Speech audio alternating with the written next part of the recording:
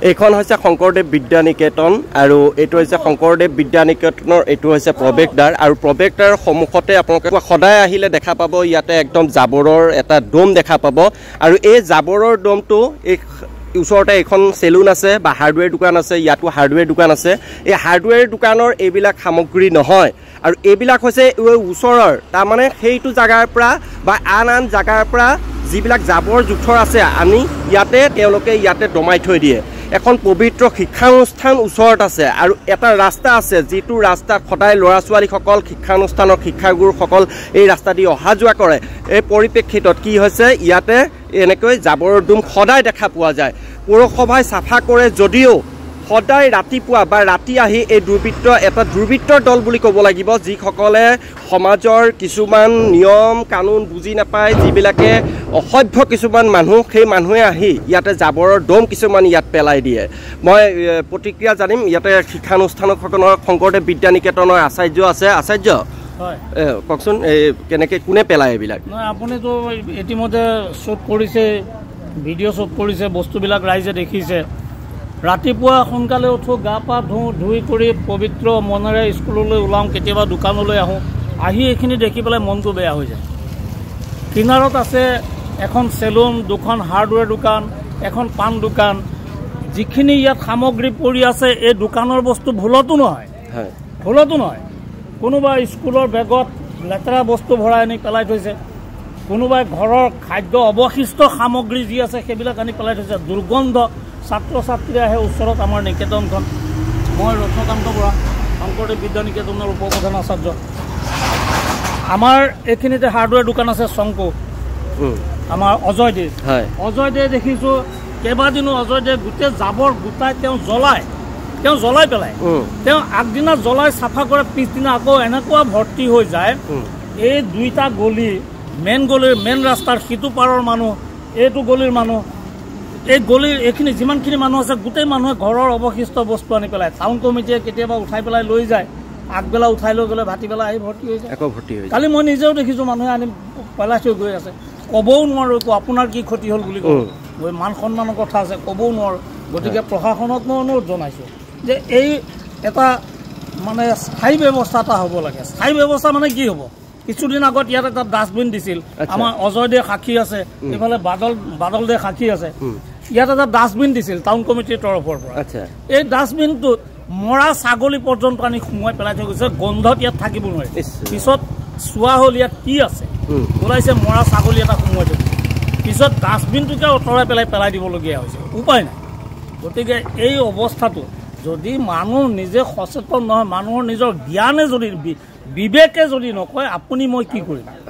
Town কমিটিক মই অনুৰোধ জনাইছোঁ টাউন কমিটিৰ ফালৰ পৰা যদি কিবা এটা স্থায়ী ব্যৱস্থা ল'ব পাৰে এই শিক্ষানুষ্ঠানখনলৈ ল'ৰা ছোৱালী ৰাতিপুৱা পৰীক্ষা দিবলৈ আহি এই লেতেৰা গছকি পেলাই যাব লাগে বিভিন্ন মঠ মন্দিৰলৈ যোৱা মানুহ ওচৰত বিষ্ণু মন্দিৰটো আছে মন্দিৰলৈ অহা মানুহ আছে এই বিভিন্ন লেতেৰা খোপা গছকি যাব লগা হয় গতিকে আমি ইয়াৰ এটা স্থায়ী সমাধান বিচাৰিছোঁ বাকী ৰাইজ আছে ৰাইজে কি কয় ক'ব কিন্তু এই ক্ষেত্ৰত মই অজয় দেৰ কথা আকৌ কৈছোঁ তেওঁ বাৰে চাফা কৰে গোটেই জাবৰ গোট খুৱাই পেলাই জুই জ্বলায় আগবেলা জুই জ্বলাই শেষ কৰে ভাটিবেলা আকৌ আনি পেলাই দিয়ে গতিকে এইখিনি কথা মই আপোনাৰ জৰিয়তে টাউন কমিটিলৈকে অনুৰোধ জনাইছোঁ যে ইয়াত লংকা পৌৰসভালৈ মই অনুৰোধ জনাইছোঁ এই ব্যৱস্থাটো কেনেকৈ কি কৰিব পৰা যায় এটা চিন্তা কৰিব লাগে এইখিনিতে আপোনালোকে দেখিছে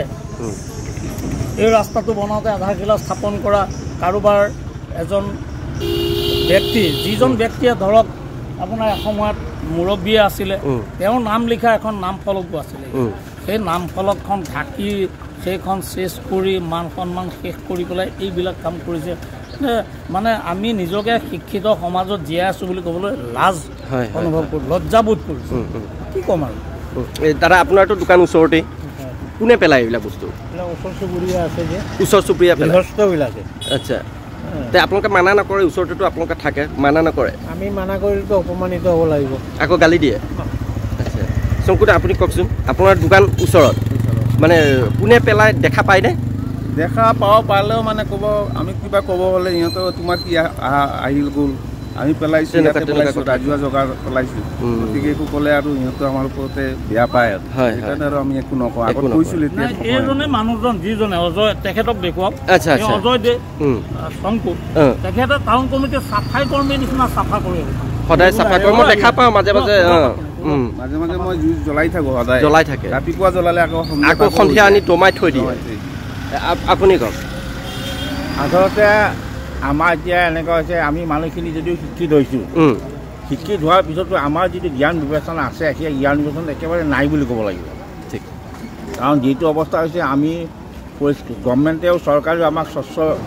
কাৰণে আমাৰ বহুত ধৰণৰ ব্যৱস্থা লৈছে, কিন্তু আমি দেখা পাইছোঁ আমাৰ মানুহখিনি একদম কমপ্লিট আনকনচিয়াছ, আৰু তেওঁলোকে নিজৰ সুবিধাটোৰ কথা চিন্তা কৰে, আনৰ কি অসুবিধা আছে সেইটো চিন্তা নকৰে। সঁচাকৈ আজি এতিয়া আমাৰ এনেকুৱা হৈছে যে আমি এখন ভদ্ৰ সমাজৰ মাজত আছোঁ নে নাই, বৰ চিন্তনীয় বিষয় হৈ গৈছে, লাজৰ কথা হৈ গৈছে। আমাকে বহু মানুহে পেলাই সোধে এই বস্তুটো ইয়াত কি হ'ল, তেতিয়া আমি নিজে অবাক হৈ যাওঁ। কেতিয়াবা টাউন কমিটিৰ হেৰি থাকে, তেওঁলোকে ব্যৱস্থা কৰি দিয়ে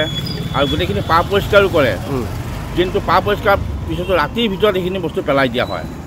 আৰু যদি কোনোবাই ইয়াত আপত্তি কৰে, তেওঁলোকে এনেধৰণৰ আচৰণ কৰে যিটো আচৰণত আমি মানে নিজে লাজ পাওঁ। সেইখিনি মানুহৰ পৰা আঁতৰি আহিব লগা হয়।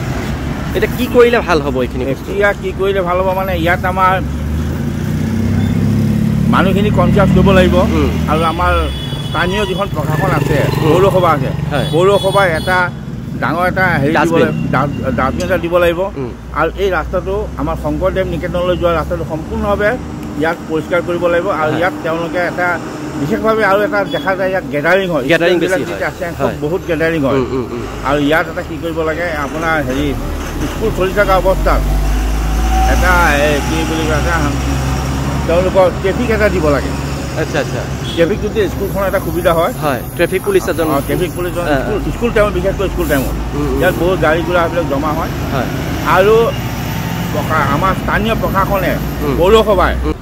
ইয়াত আৰু এটা ষ্টেপ ল'ব লাগে, যিটো যাতে এই মানুহখিনি, এই আমাৰ ওচৰে পাঁজৰে যিখন দোকান আছে বা যিখন মানুহ আছে, বাসিন্দা আছে, তেওঁলোকক এই বিষয়ে কিছুমান অৱগত কৰাব লাগে। এখন সজাগতা সভা পাতি পেলাই এখন তেওঁলোকক অৱগত কৰিব লাগে। যদি ইয়াত আমি দেখা পাওঁ, তেতিয়াহ'লে আমি ইয়াৰ বিহিত ব্যৱস্থা আমি গ্ৰহণ কৰিম,